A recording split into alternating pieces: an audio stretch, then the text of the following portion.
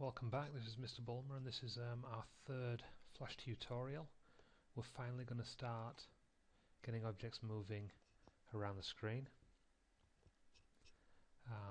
something we haven't done at the moment. So what we're going to do first of all, I've opened up a new document.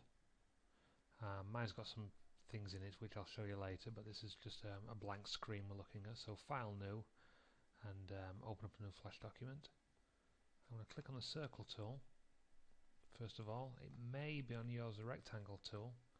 What you're going to do is just keep your finger down on the left mouse button, and we're going to choose the oval tool. What I'm going to do first of all is draw a circle, like so. As you can see, the stroke is set to 4. The colour is red, and the outline is black. You can set all this up beforehand. And just to give it a little bit more depth, I'm going to add a little shadow, a dark edge, and you'll see why in a little bit later on, but I'm just going to add a dark edge underneath the ball. So I'll click on the line tool, don't need that, and I'm going to draw a line across the bottom of the ball.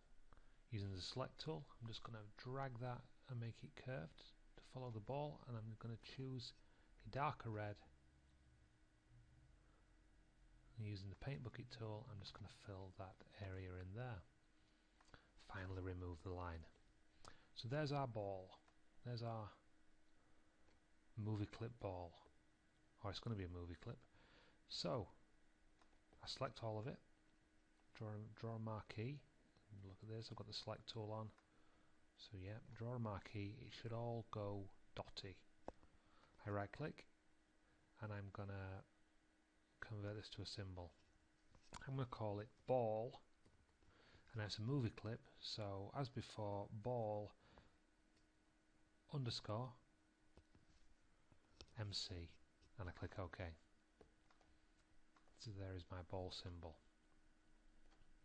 What I'm going to do for this is I'm going to right click on it again, free transform, and I'm just going to make it a little bit smaller.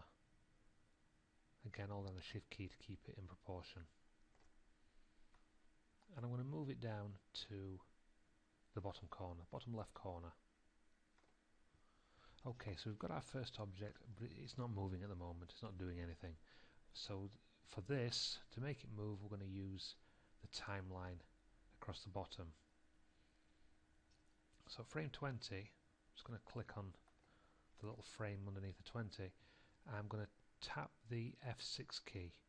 I can either do that or I can right click and I can insert a keyframe.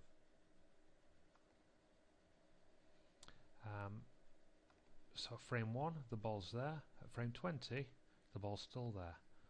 What I'm going to do though is I'm going to move it by pressing the shift key and my right cursor, and I'm going to move it to the other end, the other side of the stage. So frame 1, frame 20, but how does it get from there to there? If I right click anywhere in the grey area, I need to make it move, so if I right click anywhere in the grey area, I'm going to create, in this case, a classic tween. And as you can see, it's put an arrow in between the frame 1 and frame 20, and it will move down the line. So if I press enter, as you can see, it's moving. Okay, for the next bit, what I'm going to do is I'm going to get this ball to go all the way around the stage. So frame 35, because it's a little bit shorter distance, again F6, right click, create a classic tween, got the arrow on there, I'm just going to move that to the top corner. Frame 55, insert keyframe, move it across,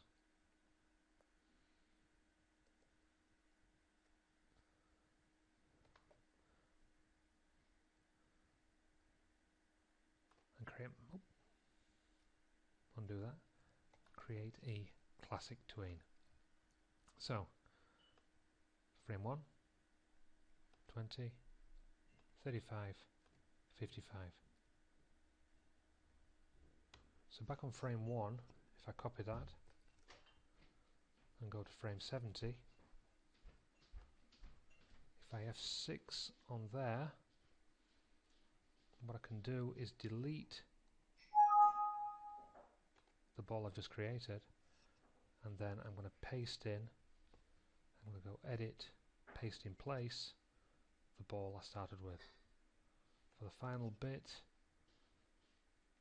create the shape tween, or rather create the classic tween, and now it should go all the way around the stage. A great way of testing your movie, if you press the control key and press enter,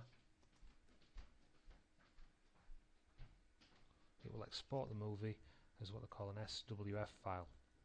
These are the files that you view on the internet when you're playing any Flash games or looking at any Flash movies. So as you can see, the ball's running round and round the stage. So I'm just going to close that for the time being. Now we've put a shadow on the ball. I'm just going to try and make this ball look a little bit more realistic. So anywhere in this first grey area, where on the line, anywhere on the line, if I move across to the properties box on the right hand side, I've got various things, but under tweening I'm just going to ignore the E's for the time being. We'll come back to that when we do the bouncing ball tutorial. But on rotate, I'm going to set the rotation to clockwise, and I'm going to have it rotating 2. On this one I'm going to rotate counterclockwise and leave that as 1. On this one I think again we'll have it on counterclockwise and put that to 2, and on this one we'll put that back to clockwise, and that can be 1.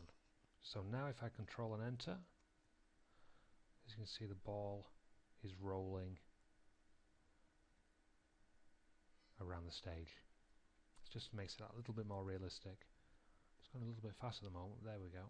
Hopefully you can see that from within YouTube. So we'll close that. So we've created a ball, and that's going to be our first activity, our first animation. What I want you to do from there,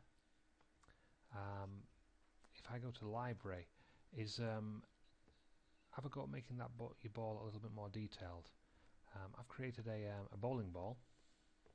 I'll just drag that to the stage if I can, if it'll let me. There we go. And we can do exactly the same with that. In fact, I'm just going to delete that, put a new keyframe in here, remove that ball, and then on this one drag the bowling ball back in,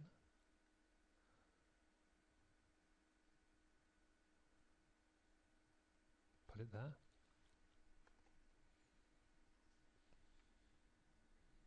new keyframe, and now I'm going to create a classic tween on that.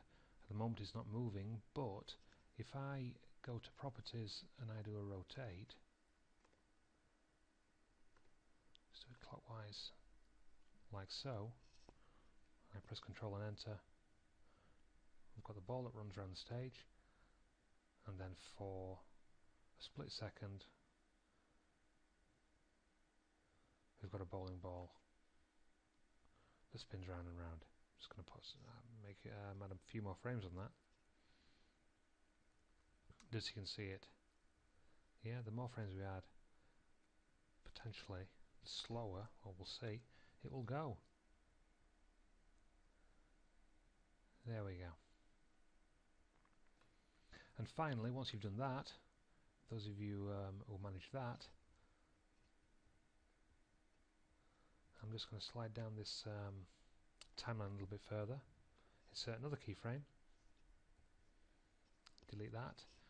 What you may have noticed in my library, I've got a box MC. I've drawn a package, a square this time. You can start with a square, but I've turned mine into sort of a box, a package. So start there. I'm starting at just frame 111. I'm going to put a keyframe in a little bit further down. I'm just going to see what will happen if I classic tween this and I rotate it.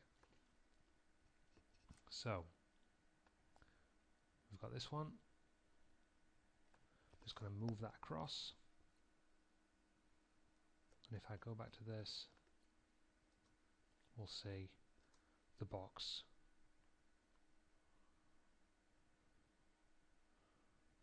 tumbles along. That's the final bit of this tutorial. Thank you very much for watching, and I will see you sometime soon for tutorial 4. Thank you.